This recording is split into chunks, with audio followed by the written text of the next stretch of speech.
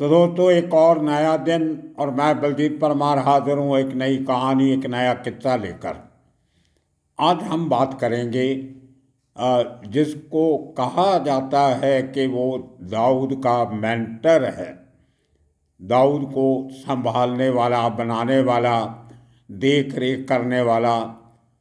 और उसका नाम है खालिद पहलवान, केपी के नाम से जाना जाता है।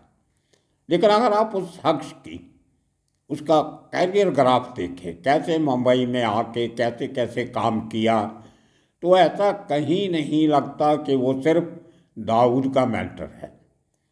मैंने बहुत से लोगों से पिछले 2-1 साल से बात चल रही है। आप लोगों ने बहुत बार बोला कि केपी के ऊपर एक डिटेल्ड सीरियल, एक एपिसोड बनाइए आप। तो मैं उस चक्कर में बहुत लोगों से बात करता था हमेशा, लेकिन बहुत कम लोग ऐसे हैं जो केपी के शुरुआती दिनों से उसको जानते हैं।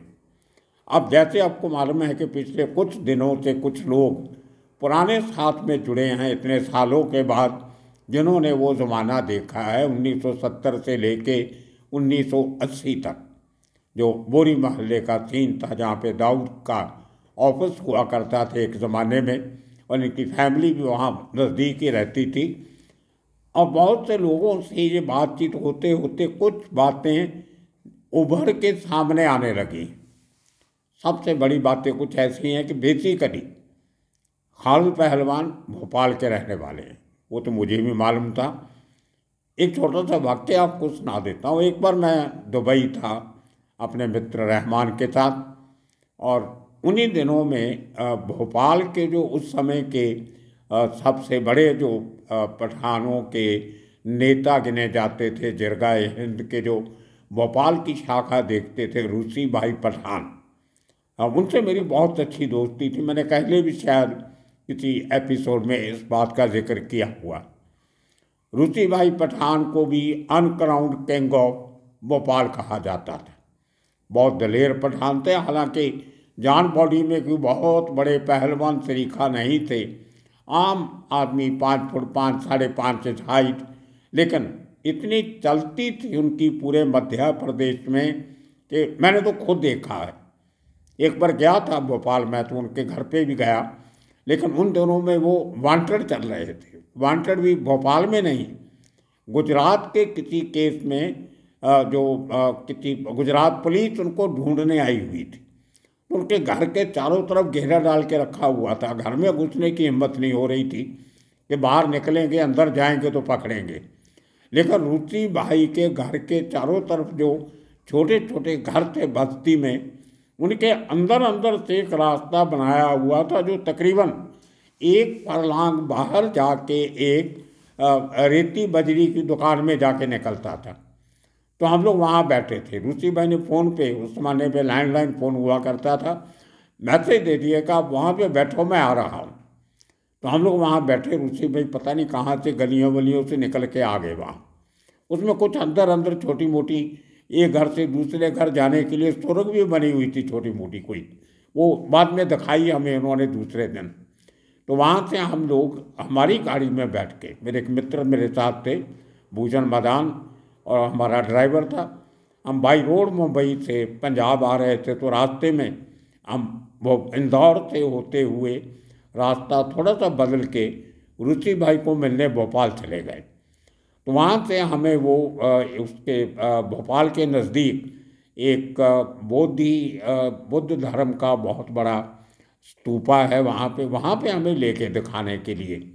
तो वापसी पे जब एक घर में हमें खाना खिलाने लेके गए, तो उस घर के अंदर वो रास्ता हमें दिखाया कि कैसे ऐसे छोटे छोटे रास्तों में से निकल के वो अपने घर पहुंच जाते हैं, और पुलिस का पहरा बाहर चारों तरफ लगा हुआ है। ये आप कोई भी भोपाल का रहने वाला हो तो वो ये सब बातों को अच्छी तरह जानता होगा। खैर, तो रूसी भाई से मेरी बहुत बनती थी, मुंबई में अक्सर मिलना जुलना होता रहता था, और कई बार हमारी मुलाकातें हुई। उसी दौरान दुबई में एक बार, जैसे मैंने कहा, गए हुए थे, तो रूसी भाई आए हुए थे। तो कहने लगे कि चलो, केपी पहलवान ने, खालिद पहलवान ने बुलाया है दावत पे, उनके घर जाना है। अब मैं उसके पहले एक दो बार खाली दाऊद के ऑफिस में जब जाते थे पर्ल सेंटर में मिला था, लेकिन कोई मेरी ऐसी कोई जिसको अच्छी जान पहचान कह सकते हैं वो केपी के साथ नहीं थी।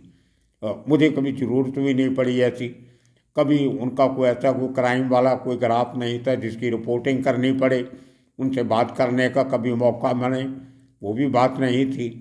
और मुझे ये भी सुना था कि वो थोड़ा रिजर्व किस्म के आदमी हैं, बात कम करते हैं। मैंने भी ये बात नोट की थी जब दो एक बार पर्ल सेंटर में मुलाकात हुई थी। एक बार तो मैंने आपको किस्सा बनाया था, साथ में हम लोग कहते मुझे दुबई में एक वीसीआर खरीदना था, वो आपने एपिसोड सुना होगा।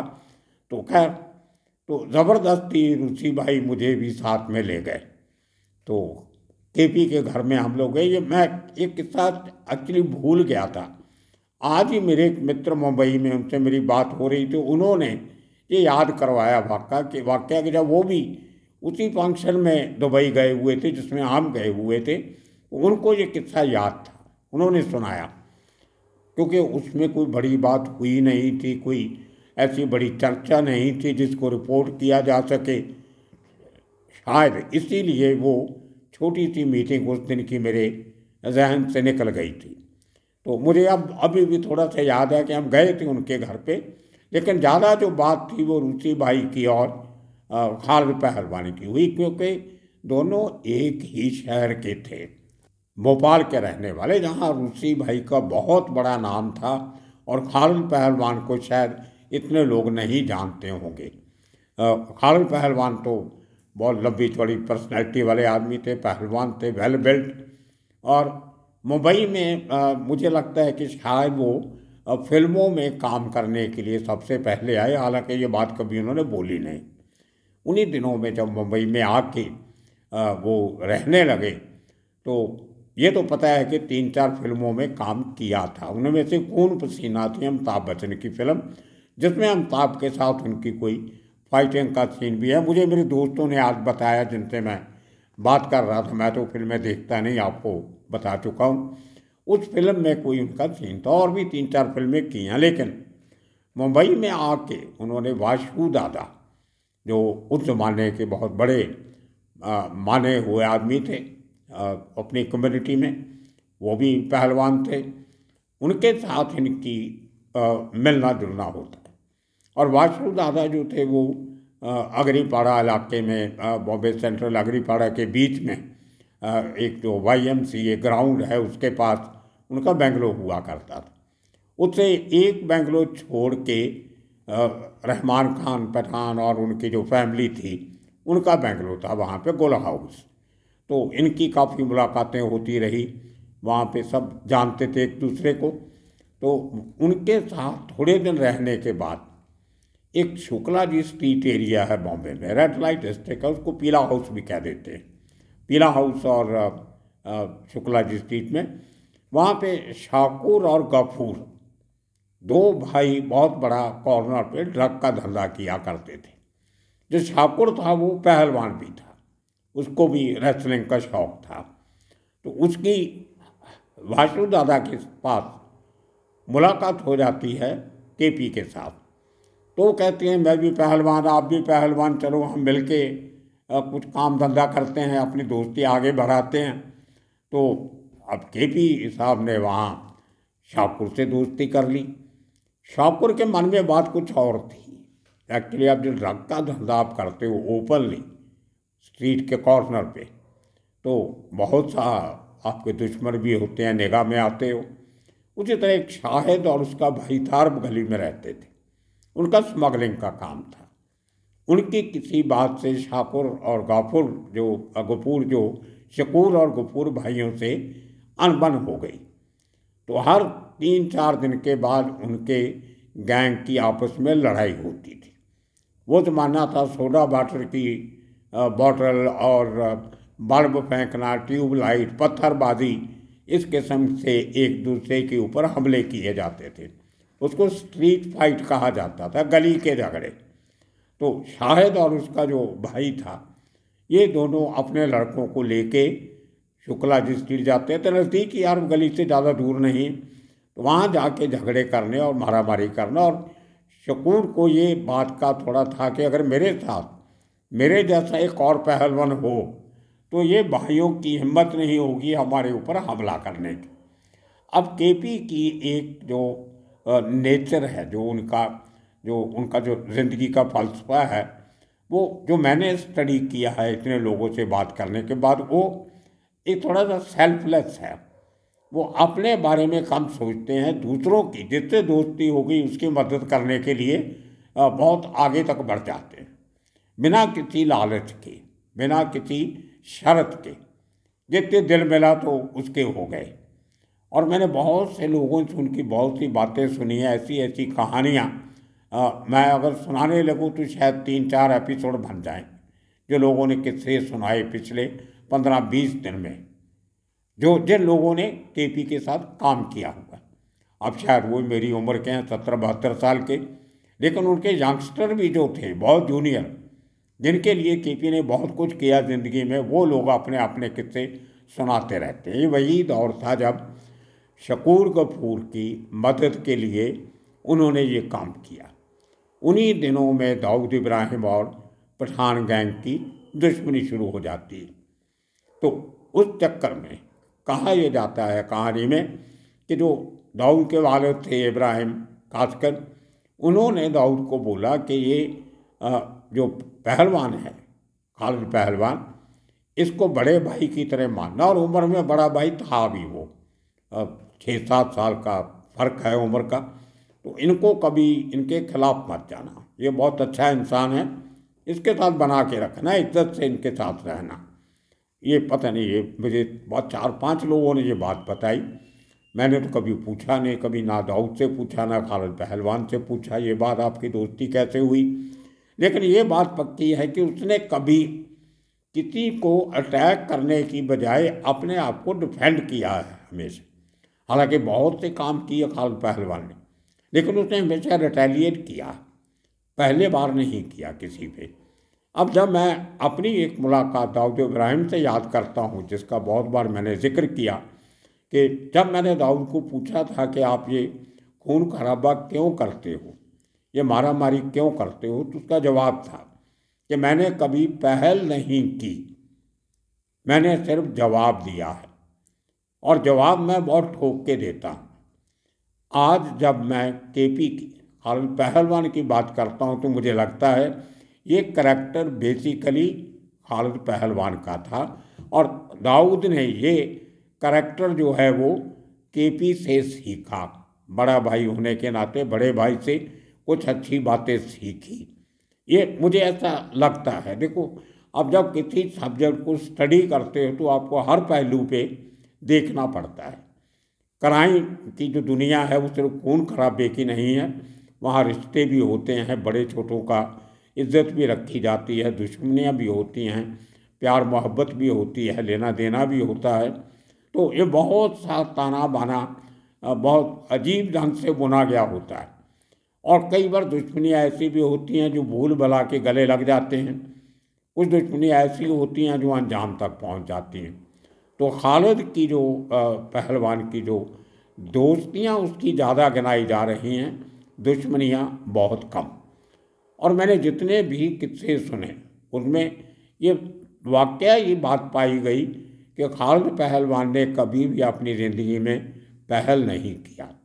दलेर था, तकड़ा था, वफादारी रखता था अपने दोस्तों के साथ, उनके लिए जान पे खेलने की कोशिश भी करता था, परवाह नहीं किया, और इसीलिए शायद वो सबका चहेता पसंदीदा बन गया। आप देखिए कि वो आदमी जिसको सिर्फ दाऊद के साथ जोड़ के देखा जाता है, किताबें भी लिखी गई, आर्टिकल लिखे गए, फिल्में भी बनी, उसके करैक्टर को दिखाया गया इतना बड़ा करके कि दाऊद को बनाने वाला वो आदमी, उसके बिना दाऊद कुछ नहीं। ये बातें काफ़ी हद तक सही हो सकती हैं, लेकिन पूरी नहीं है, कंप्लीट नहीं है। हम उसमें केपी का करैक्टर भूल जाते हैं, खालिद पहलवान की जो उसकी करैक्टराइजेशन है उसको कहीं ना कहीं छोड़ देते हैं। अब मैं आपको कुछ एग्जाम्पल देता हूँ इस बात को साबित करने के लिए। दाऊद का उस ज़माने में सबसे पहले दुश्मनी होती है छोटा राजन से, 93 में बलाच के बाद। लेकिन वही छोटा राजन, जिसको मारने के लिए छोटा शकील दाऊद ने कोई कसर नहीं छोड़ी, और छोटा राजन ने इन दोनों को मारने के लिए कोई कसर नहीं छोड़ी। कितनी बार हमारी एजेंसी से मिलके, लोगों से मिलके, पाकिस्तान जाके, कराची जाके हमला करवाने की कोशिश की गई। दूसरी बात है, कामयाबी नहीं मिली। उसी तरह छोटा शकील ने बैंकॉक में बंदे भेजे 2000 में, छोटा राजन को मारने के लिए। हमला हुआ, जख्मी हुआ, लेकिन बच गया, वो उसकी किस्मत थी। लेकिन वही छोटा राजन जिसके साथ दाऊद की बहुत गहरी दुश्मनी, लेकिन उसको भी खालिद पहलवान ने मदद की। कहा यहाँ तक जाता है कि उसको दुबई से भगाने में भी उसकी हेल्प की, और जब वो बाहर कहीं भागा भागा घूम रहा था, कभी थाईलैंड, कभी लाओस, कभी कंबोडिया, कभी कहीं किधर, कभी ईरान में चला गया इलाज करवाने, तो हर जगह पे खालिद पहलवान ने उसकी हेल्प की। उसके बाद देखिए आज़ाद पठान, जिसकी हम पिछले 2 हमने एपिसोड बनाए थे उसको लेके, वो जब तकलीफ में आया, कराची से उसको निकाल दिया गया, डी कंपनी ने उसको भगाया वहाँ से। उसके बाद जब दुबई पहुँचता है तो उसकी हेल्प कौन करता है? खालिद पहलवान। अगर खालिद पहलवान की जो, जिसको नज़दीकियाँ हम कहें, जो उसकी वफादारी कहें, अगर दाऊद के साथ ही होती, अकेले दाऊद के साथ, तो वो कभी छोटा राजन की मदद नहीं करता, कभी आज़ाद पठान की मदद नहीं करता। उसके अलावा और बता देता हूँ, शफी तूफ़ानी, मुंबई का सबसे खतरनाक करैक्टर उन दिनों का, जिस आदमी ने उस लड़की को हथियार चलाने सिखाए, उसको मार्शल आर्ट्स की ट्रेनिंग दी, उसको अपने घर में रख के प्रिपेयर किया, सपना दीदी, जो दाऊद को मारना चाहती थी, कहाँ तक कामयाब होती नहीं होती वो बात की बात है, लेकिन इतना बड़ा काम, रिस्क इतना बड़ा शफी तूफ़ानी ने लिया। और जानकार कहते हैं कि हर दूसरे तीसरे दिन शफी तूफ़ानी और खालिद पहलवान की बात होती रहती थी। अब शफी तूफ़ानी ने कितना नुकसान किया छोटा शकील का और दाऊद का, कितनी इनकी कंसाइनमेंट पकड़वाई गई, कितने हथियार पकड़वाए गए, उसने इनका नुकसान करने के लिए खबरी तक बन गया पुलिस का और कस्टम का, ऐसे काम करता रहा। लेकिन खालिद पहलवान ने हमेशा उसकी भी हेल्प की, जब कभी वो किसी मुश्किल में होता तो उसका कारण एक और भी था। खालिद पहलवान का खास रिश्तेदार बैतुल्लाह खान, वो शफी तूफ़ानी का दोस्त भी था, बहुत अच्छी दोस्ती थी उनकी, उसके वजह से भी हो सकता है शायद। लेकिन बहुत से ऐसे करैक्टर जब सामने आए हैं, छोटे से लेके ऊपर तक, जिन लोगों की खालिद पहलवान ने हमेशा हेल्प की। अब देखिए 77-78 में कहीं हाजी मस्तान की बेटी की शादी होती, और उस शादी में बड़े बड़े लोगों के साथ, जो तस्वीरें मेरे पास हैं, मैं आज को दिखाऊंगा आपको थोड़ी सी उनमें से, उनमें भी खालिद पहलवान शामिल हैं। पर उस टाइम तक खालिद पहलवान ने अपनी जो अपने किरदार की वजह से, अपने करैक्टर की वजह से, उनके साथ इतने बड़े बड़े लोगों के साथ बराबर के रिश्ते बनाए। जब दाऊद और उनके भाई लोग सब बहुत उस लेवल तक नहीं पहुंचे थे। ये भी पता चला कि केपी की असल में दोस्ती दाऊद के बड़े भाई साबिर के साथ थी, वो दोनों भाई बने हुए थे। और कहीं ना कहीं जब साबिर को पठान गैंग ने मारा, तो जो हमले हुए दाऊद के घर पे, उनमें 2 बार केपी ने पठानों को तो कुछ नहीं कहा, लेकिन दाऊद और उसके भाइयों को बचाया जरूर। उसने कभी पठान लोगों से दुश्मनी नहीं रखी, वो खुद पठान था, लेकिन किसी का नुकसान भी नहीं किया, अपने आप को बचाया, दूसरे का नुकसान नहीं किया। बहुत से काम खालिद पहलवान ने किए, बंदे मरवाए भी, स्मगलिंग भी किया, सब किया, लेकिन वही कि पहले मैंने किसी का नुकसान नहीं किया, जिसने मेरा नुकसान किया, मेरे ऊपर आँच आने से पहले मैंने उसको जवाब दिया और ठोक के जवाब दिया। यही फिलॉसफी जो रही है पूरी उम्र अंडरवर्ल्ड के धंधे में वो दाऊद इब्राहिम की भी रही है। तो दोस्तों कुछ तस्वीरें मैं आपको आज दिखाऊंगा खालिद पहलवान की इस वीडियो के साथ, वो जरूर देखते रहना। साथ में आने वाले दिनों में कुछ इसी किस्म के और किस्से कहानियाँ लेके फिर हाजिर होंगे। तब तक के लिए आप सबका बहुत बहुत शुक्रिया, धन्यवाद।